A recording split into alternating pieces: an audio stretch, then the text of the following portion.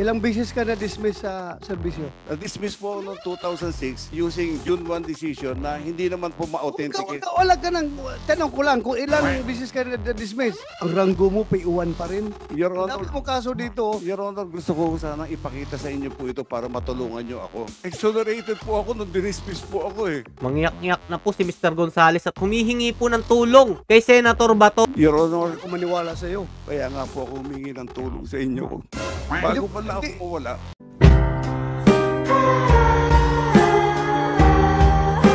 Yo, what's up mga Lodges, Mega Peps TV? Welcome back po sa ating YouTube channel at saka sa ating Facebook page.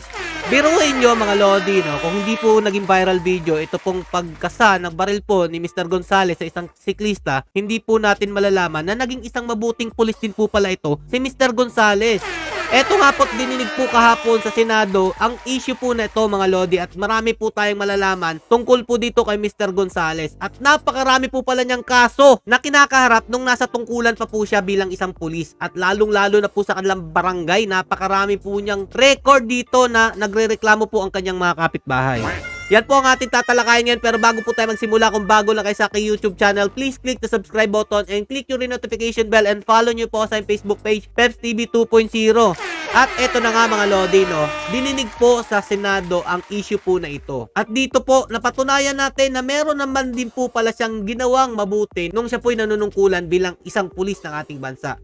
Pakinggan po natin mga Lodi para may idea kayo at bakit po hindi mapaniwalaan ni Senator Bato ang mga pinagsasabi niya about po dito sa mga binabato pong kaso sa kanya ng kanyang kapwa-pulis. Sir Gonzales, may ginawa ka palang kabutihan noon. 2001. Pero nung nag-2018 hanggang ngayon, parang lahat na lang nangyari. Bakit? Ang dami mong kaso sa barangay pa lamang.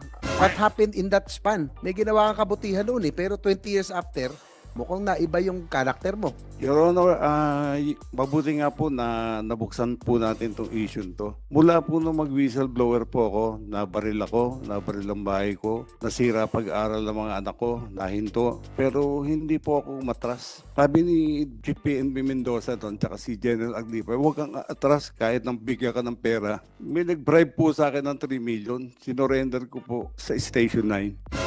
Kila Kennel Uvilla po at Kennel de la Cruz. Pero di ko po alam na nanakawin lang po pala. Magmula po noon, katakot-takot na po ang naging kalbaryo ko po sa serbisyo. Kahit madami po akong medalya, tinutumbasan naman po ako ng 14 na kaso. Anong mga kalbaryo na pinagdaanan mo Eto na mga Lodi, pumasok na po si Senator Bato dito. sa serbisyo? Kinasuhan po ako ng mga kung ano. Yung robbery po, hindi po ako po yan. Yung theft, hindi po ako po yan. Yung coercion, lahat po yan, dumaan po sa Congress nung araw. Dahil inihiring po yung complainant na may hines na alleged witness sana namin naging hostile po dahil nabigyan ng pera. So, kalbaryo, pinagsasabi mo, anong connection yung pagbaril mo, yung may nabaril ka na, saan yung picture nitong binaril mo?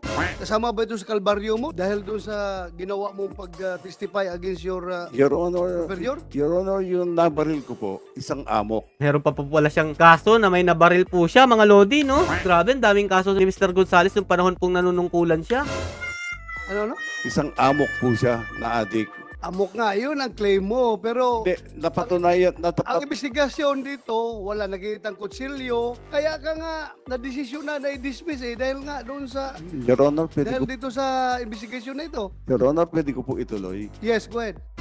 Eto mga Lodi para po sa nagsasabi, nung panahon po sa panunungkulan ni former President Duterte na hindi po pinakikinggan ang mga drug addict, ganyan-ganyan. Ito po mga Lods pinagtatanggol pa nga po ni Senator Bato dahil hindi naman po napatunayan o wala pong matibay na ebidensya yung binaril po ni Mr. Gonzales. Okay? Shoutout po kay Senator Bato. Sa RTC 77 po, dismiss po yung kaso niyan, acquitted po ako. Pagdating po sa... It doesn't mean na if acquitted ka criminally, administratively acquitted ka rin. No, it doesn't follow because sa korte, sa criminal case, ang kailangan dyan is proof beyond reasonable doubt. Pwede po. Sa administrative is only preponderance of evidence. Yes, Your Honor. So yan kaya you correct your Pwede ko. understanding Yes, Your Honor. Yeah. Sabi ko po. Diretso tayo. Opo. Ilang beses ka na-dismiss sa serbisyo? And mga Lodi in-skip ko na lang po, mahaba po yung explanation ni Mr. Gonzales about po dito sa mga kasong kinakaharap niya.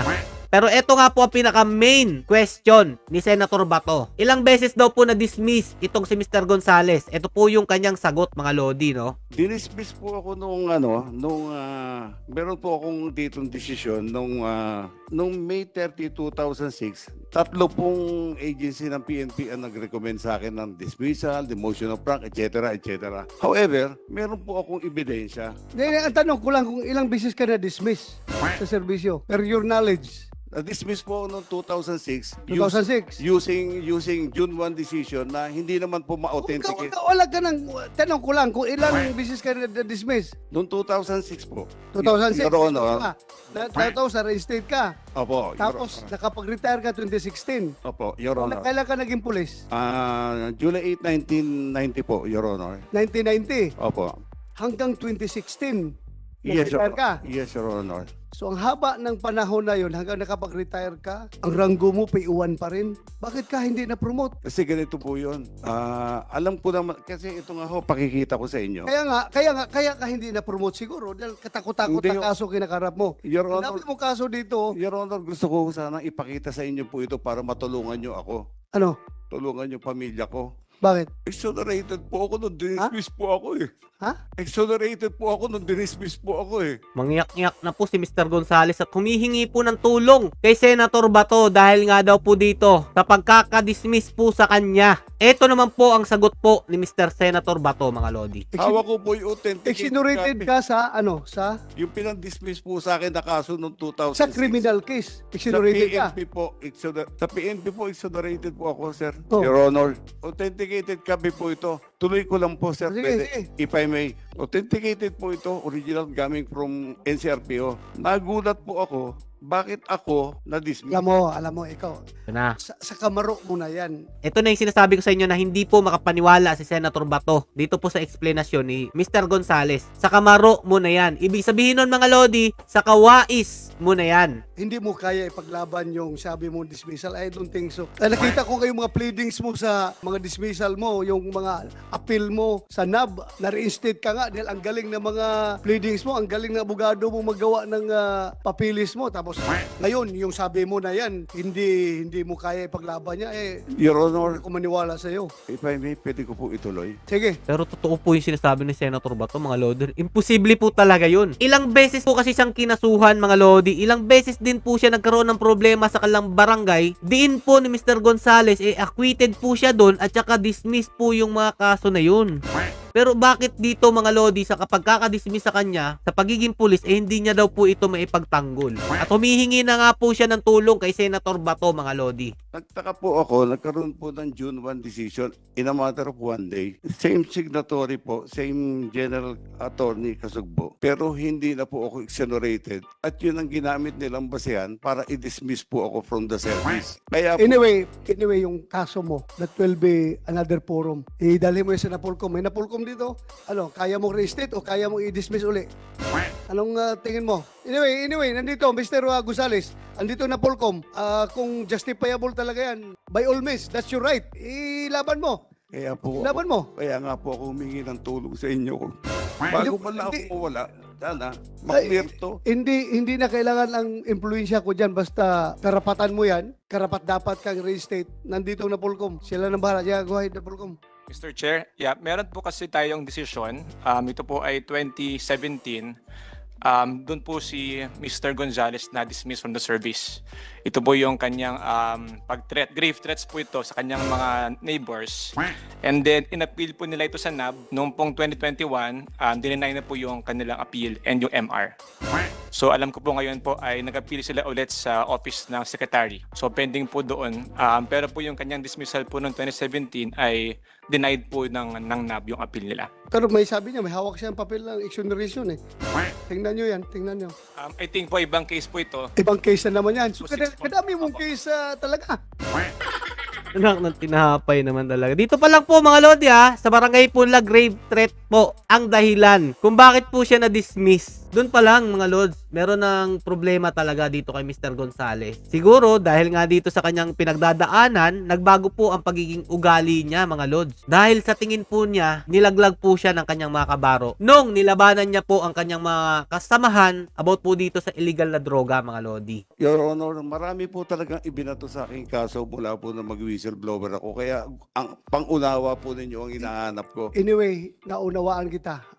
Humahanga ako sa'yo dahil nga sabi mo, kinalaban mo yung mga superior mo pagdating sa drug case. Pero hindi kita hinahangaan dito sa pagbunot mo ng baril at pagkasamo ng baril. Very clear tayo dyan. Yan. Ito po kasi naman talaga ang main issue dito. About po sa ginawa niya sa isang siklista na nagkasapu siya ng baril at binatukan niya po ito. Didinggin daw po sa ibang pagkakataon ito pong reklamo ni Mr. Gonzales about po sa pagkakadismiss sa kanya. Pero sa kabilang banda mga lodi, bilang pulis ng ating bansa, may nagawa naman po talaga siyang maganda nung siya po'y nasa serbisyo. Yun nga lang po mga lodi, napalitan po itong kanyang prinsipyo dahil nga siguro sa kanyang pinagdadaanan. So hanggang dito lang po mga lodi, stay safe and God bless you all. Peace.